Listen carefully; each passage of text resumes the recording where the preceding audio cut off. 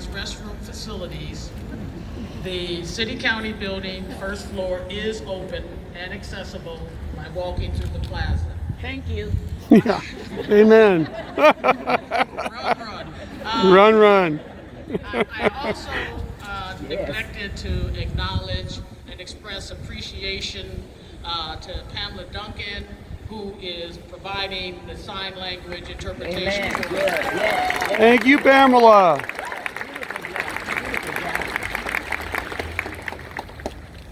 Now I'd like to invite to the podium the director of Black Votes Matter. Black Votes Matter was also the sponsor of this year's Civil Rights Tour that took a number of young people to visit civil rights locations throughout the country.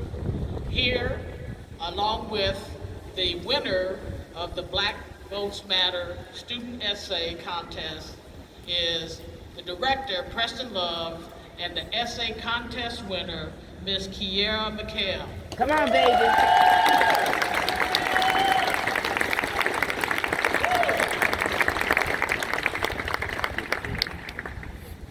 Thank you. Would you give me the pleasure of giving Brenda Council a big hand for the job?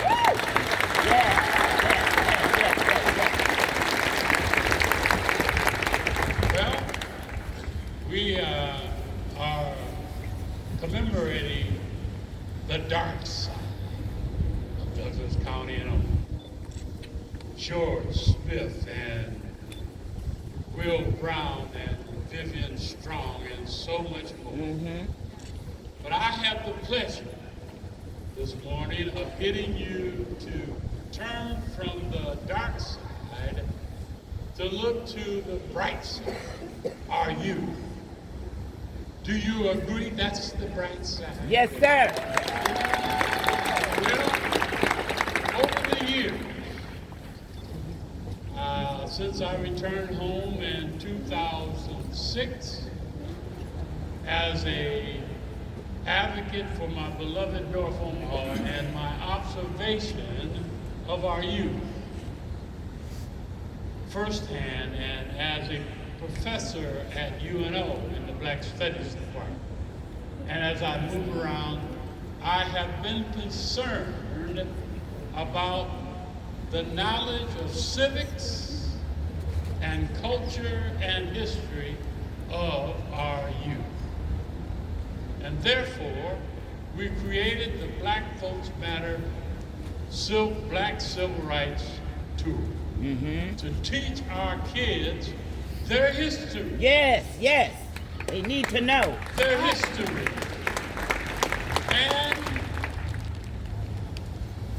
possibly to inspire them to become advocates of voting and community and maybe even leaders right here in Omaha.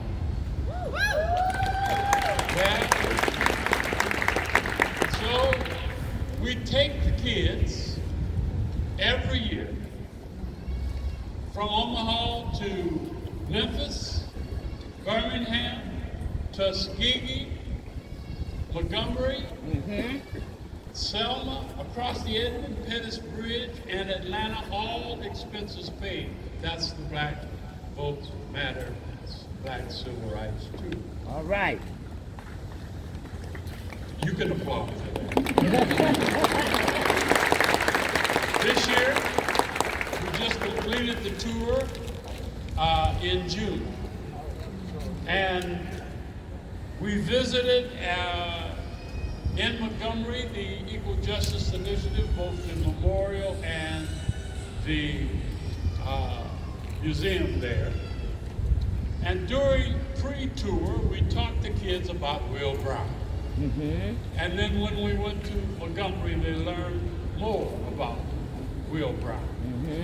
And so,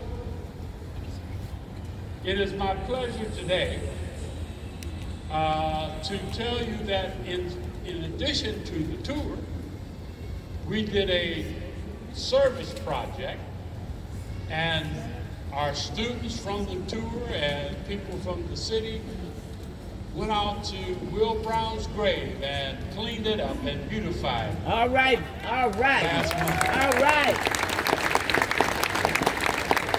And we had, as we do every year, after the tour and essay contest in this year, the contest title was Will Brown. All right. So it's my pleasure to introduce you to the winners of the Black Votes Matter Tour Will Brown Essay Contest. And I'm going to ask them to join me. And as they come forward, I want to let you know who's here. Third place winner was Lauren Burris from Burke High School.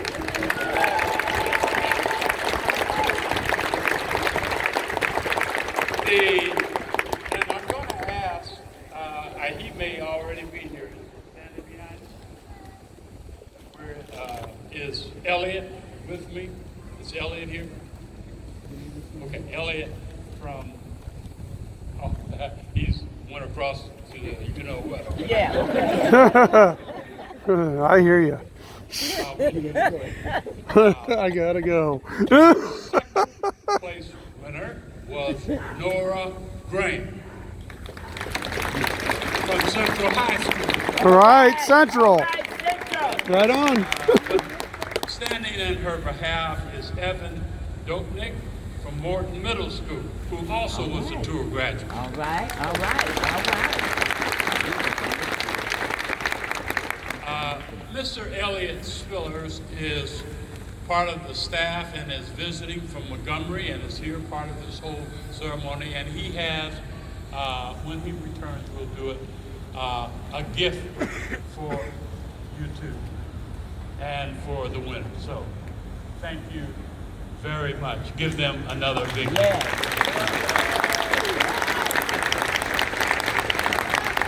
Which leaves me with one last task, and that is to introduce you to the winner of the essay contest. And if you want her to, she will read her essay. Yes. Let's hear it. Give Kiera LeCale a big, rousing Omaha on the bright side. Right on.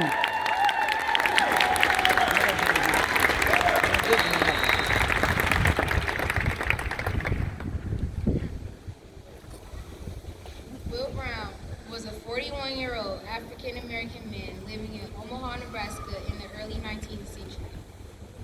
Brown had migrated from the South in search of a better life and freedom during times of Reconstruction after the Civil War. He worked at a local meatpacking plant where the meatpacking industry was an active recruiter of black workers. Brown was relatively innocent and already struggling with the challenges of being a black man in the United States, although he was accused of assault against a white woman that ensued in his brutal and untimely death. Race riots were an issue throughout the cities in Texas, Illinois, Georgia, and Nebraska, especially in September. And on September 28, 1919, Will Brown was lynched and burned to death by an angry racist mob full of white supremacists. Agnes Lovett, a white woman, had reported that she had been assaulted by an unidentified black man, and the Omaha Daily Beat newspaper claimed the incident to be the most daring attack on a white woman ever perpetrated in Omaha. Lovett and her boyfriend identified the man as a black worker at the packing house. The accusation fell upon Will Brown. Already, a vicious mob had formed and was waiting to seize him.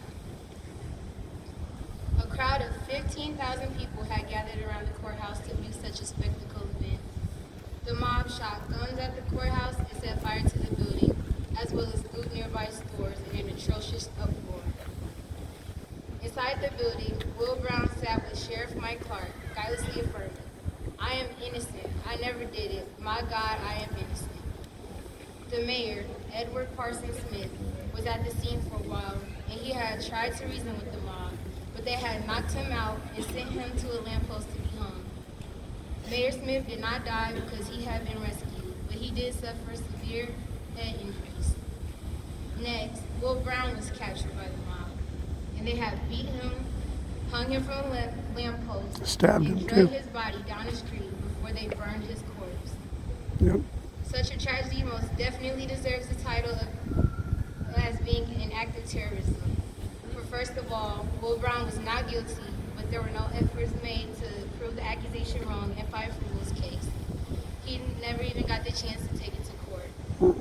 The mob was allowed to target Will Brown and carry out their dirty deeds to execute him. And in place of authorities were witnesses, and they were either anticipating Will's death or in disbelief of the war. It was not until after they killed him that the army units arrived and set up command posts. The lynching of Will Brown is a part of Omaha's history, and it has been 100 years since. And to this day, Omaha is bumbling with activity, and the city is on the rise. And while there are buildings that get renovated, there are historical buildings that remain untouched. And also, there are memories shared to keep stories alive. And youth are offered opportunities to learn their history, such as the Black Votes Matter tour that we had embarked on in June. So though the city itself has not dwelled in the tragedy of this event, the city has not forgotten its history. Amen.